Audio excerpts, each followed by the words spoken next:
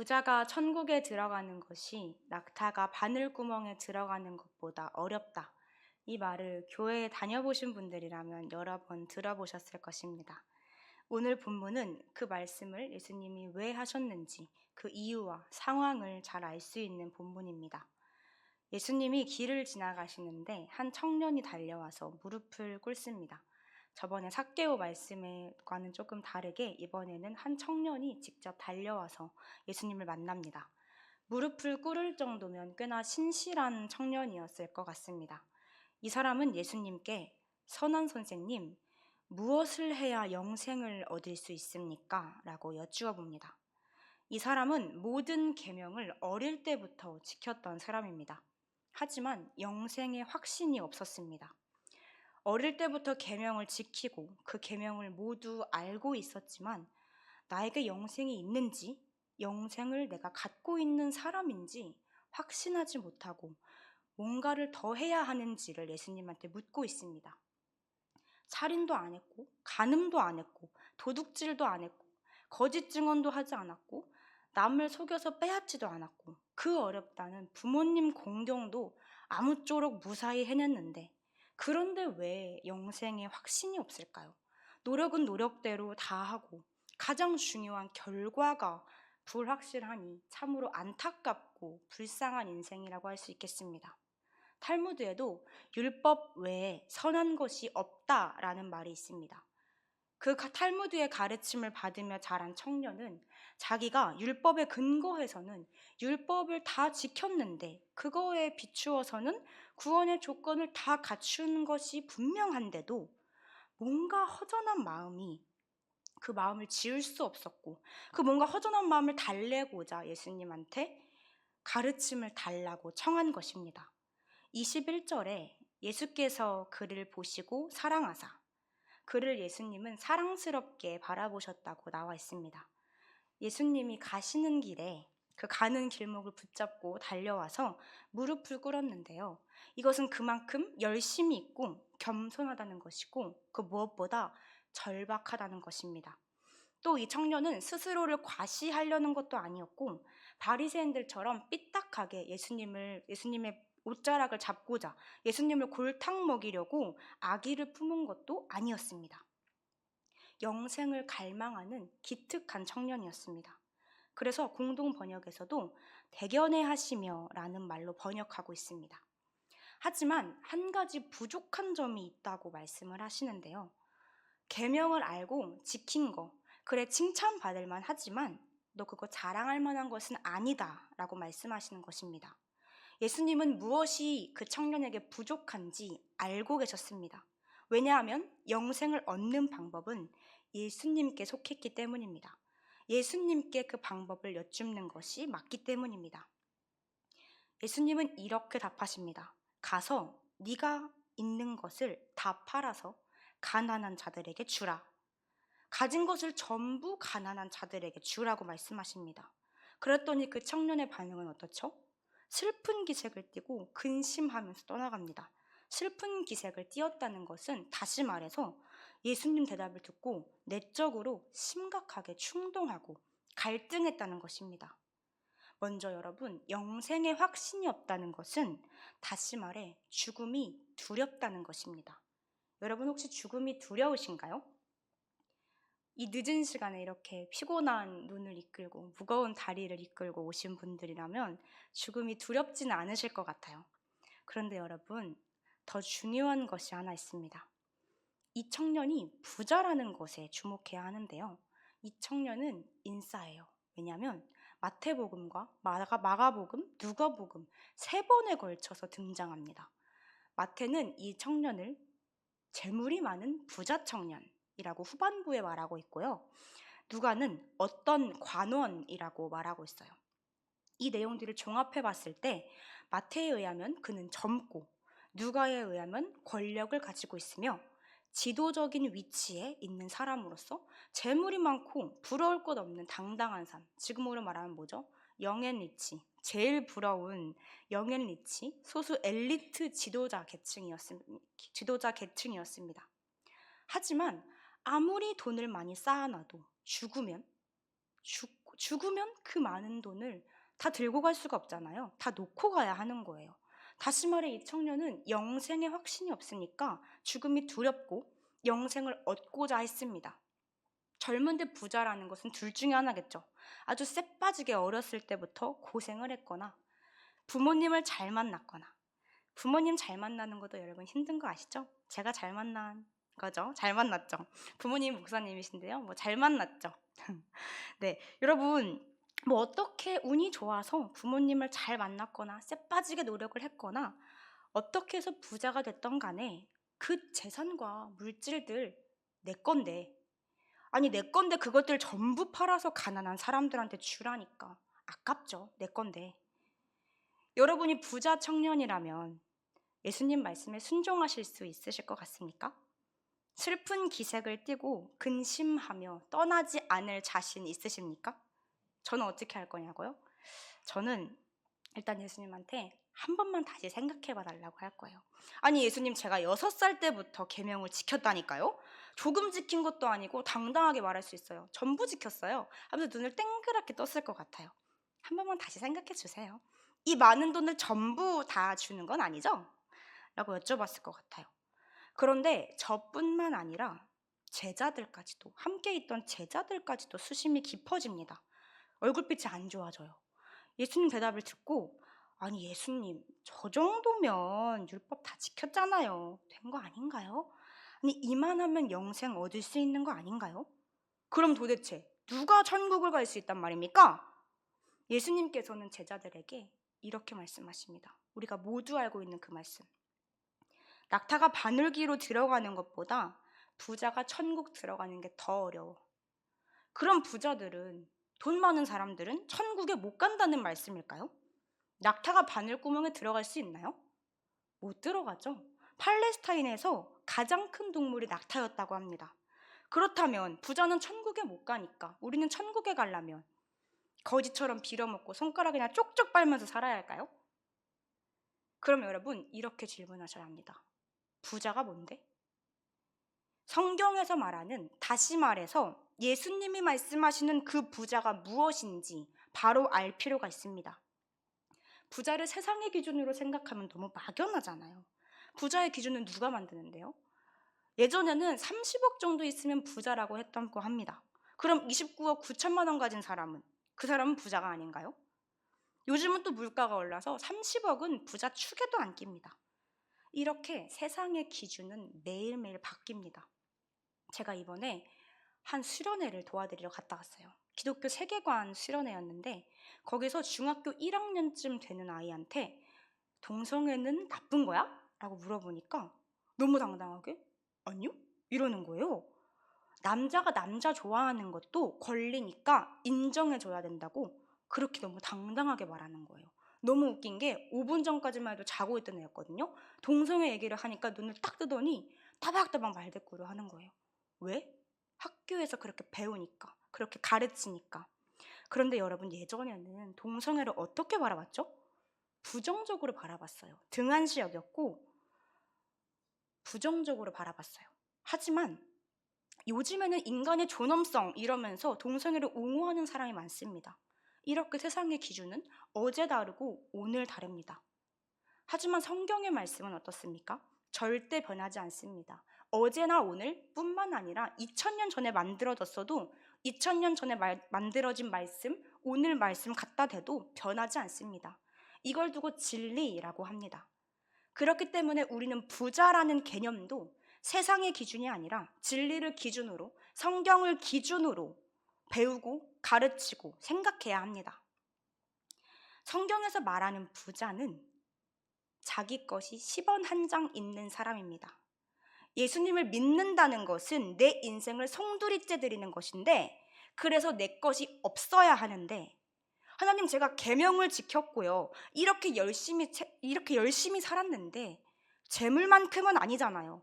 제 자식만큼은 아니잖아요. 제 사업만큼은 아니잖아요. 제 자존심만큼은 아니잖아요. 라고 생각하고 살아가는 사람들, 성경에서는 그런 사람들을 부자라고 합니다. 자기 것이 10원이라도 있으니 그 사람은 부자죠.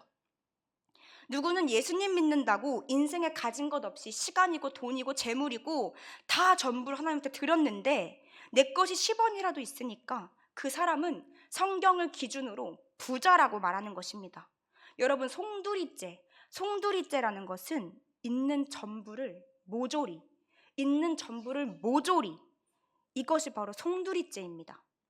모든 것이 은혜입니다. 아멘. 모든 것이 은혜라고 하는 것은 모든 것이 하나님 거라는 뜻입니다. 부당거래인가요? 예수 믿는다는 거, 내 인생 전부를 모조리 드려야 한다는데 이게 남는 장사일 수가 있나요? 갈라디아서 2장 20절에 그런즉 이제는 내가 사는 것이 아니요 오직 내 안에 그리스도께서 사는 것이라. 내가 사는 게 아니야. 우리 그런 말 많이 하잖아요. 사는 게 아니다. 그거 말고, 아니 진짜 내가 없어지고 예수 그리스도 한 분만으로 만족하며 사는 거 너무 도박 아닌가요? 예수 믿는다는 것은 내 삶의 주인이 예수님이라는 것입니다. 내 삶의 소유권이, 내가 살고 있는 집이 비록 내 이름으로 돼 있어도 그것도 참 은혜죠.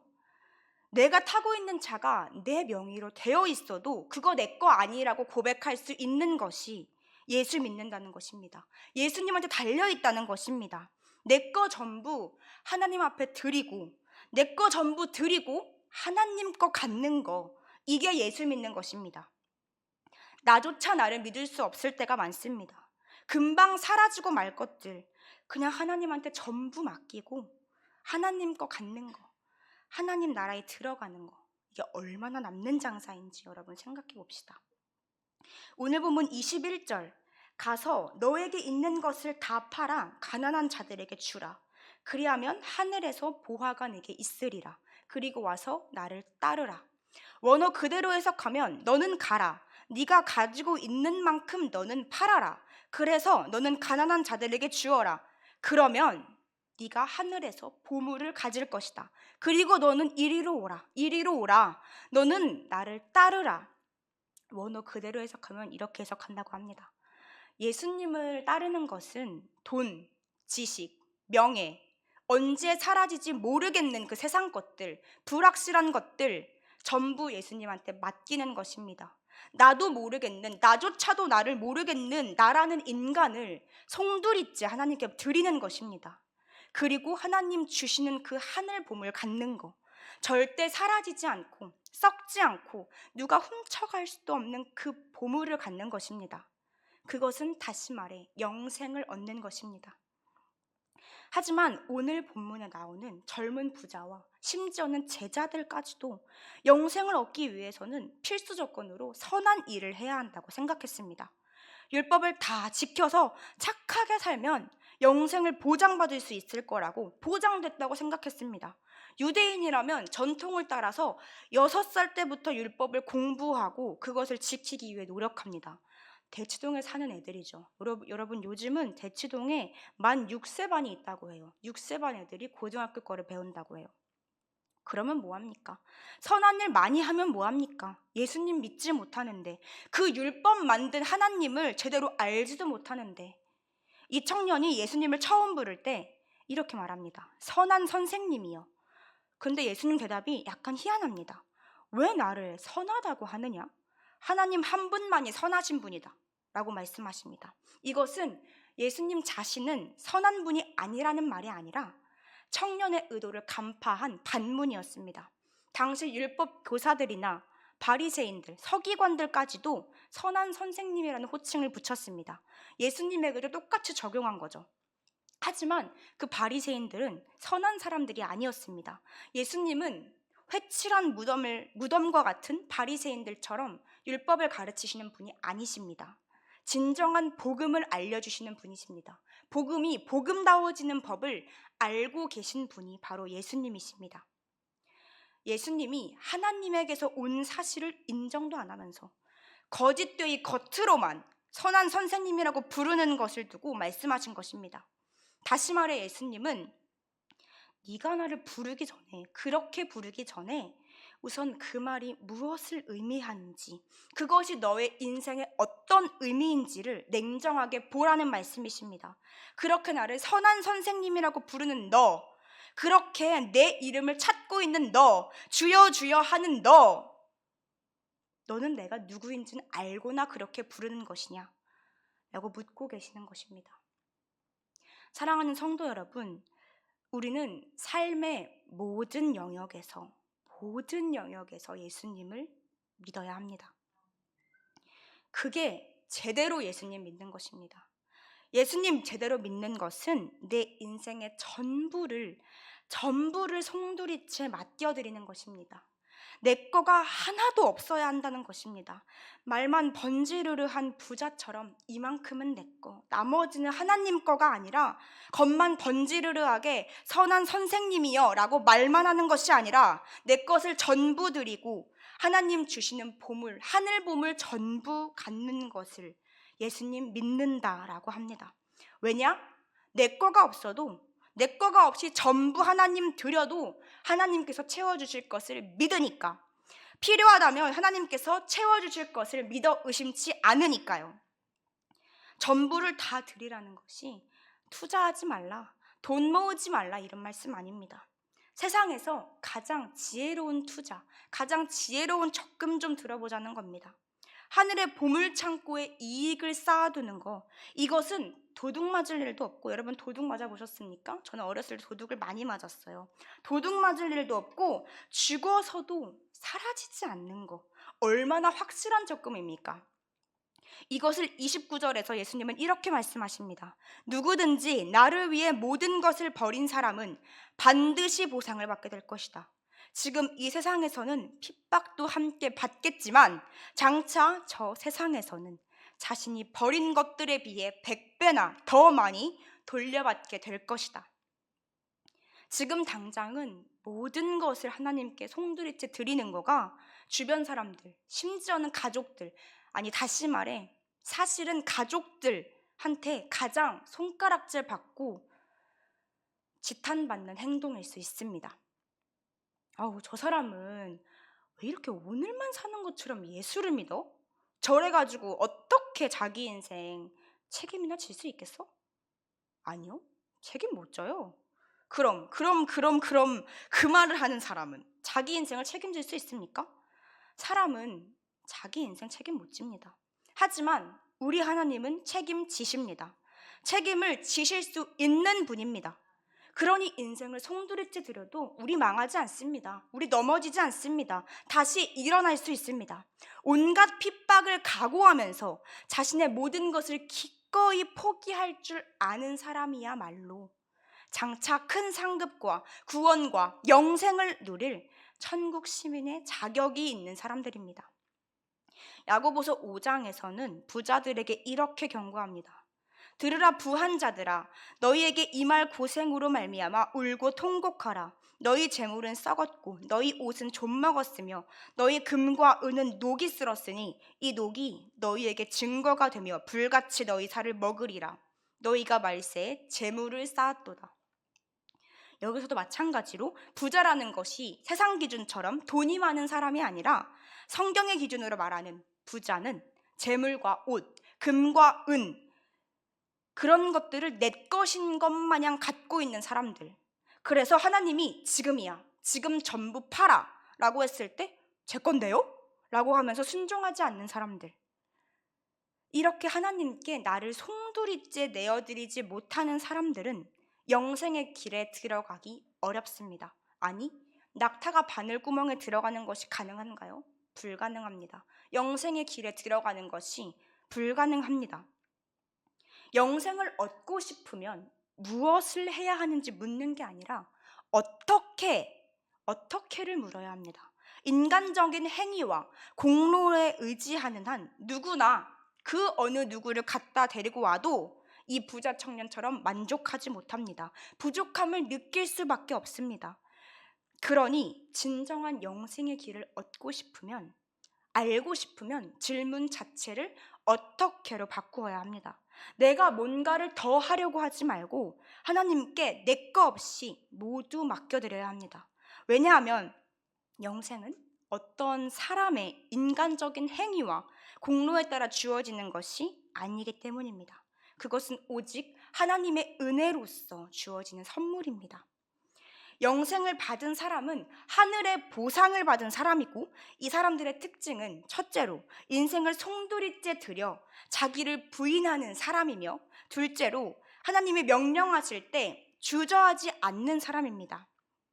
하나님께서 가진 재물을 지금 팔아라라고 했을 때 재물이냐 하나님이냐를 저울질하지 않고 하나님을 선택하는 사람입니다. 하나님을 선택한다면 이 부자 청년처럼 근심하고 슬퍼하고 떠나지 않았을 것입니다. 기쁨과 평화를 얻었겠죠. 이것이 바로 영생을 받은 사람의 모습입니다. 다시 말해 복음이 무엇인지, 복음이 복음다워지는 것을 아는 사람의 은혜입니다. 예수님은 마지막에 이렇게 말씀하십니다. 그러나 먼저 된 자로서 나중되고 나중된 자로서 먼저 될 자가 많으니라. 믿는 자들의 신앙생활을 천국 경주에 비유하십니다. 천국이라는 최종 목표 지점에 도달하기까지 우리들은 자만하지 말고 부단히 앞으로 전진해 나가야 합니다. 지금 다른 이들보다 앞서 있다고 해서 방심하거나 게으름을 피우면 이내 뒤처지게 됩니다. 먼저 된 사람은 현재 시점에서 앞에서 달리고 있는 사람들, 또 나중된 사람들은 현재 시점에서 뒤에서 달리고 있는 사람들을 가리킵니다. 현재 이 순위는 언제까지나 고정되는 것이 아닙니다. 각자 열심을 내는 정도에 따라서 얼마든지 뒤바뀔 수 있습니다. 예수님 보실 때 사실 예수님을 따르고 있는 그 제자들이야말로 저마다 나 정도면 먼저 된 자겠지라고 자부했을 것입니다. 그래서 특별히 예수님은 제자들에게 야, 너네 지금 저 청년보다 낫다고 안심할 군번 아니야 라고 각성시키는 것입니다. 이 말씀을 듣는 우리도 각성해야 합니다. 여기서 말씀을 전하는 저나 말씀을 듣는 사랑하는 성도 여러분들이나 우리가 천국에 이를 때까지 예수님을 제대로 믿어야 합니다. 예수님이 모든 것을 버리고 따라와 라고 하실 때 그때 주저하지 않아야 하고 근심하지 않아야 하고 슬퍼하지 않아야 합니다. 송두리째 포기하지 않고 이건 내 건데 이것만큼은 포기하지 않을래요 예수님 이라고 말하는 것이 아니라 내 것이 10원 한 장 없어도 그때 주변 사람들이 손가락질을 해도 아니면 내 옆 사람보다 내가 좀 더 착한 일 많이 한 것 같고 봉사 많이 한 것 같다고 생각할지라도 안주하지 않고 항상 겸손하게 하나님의 뜻을 따라 살아가는 저와 우리 평화교회 모든 성도 여러분들 되시길 소망합니다. 기도하겠습니다.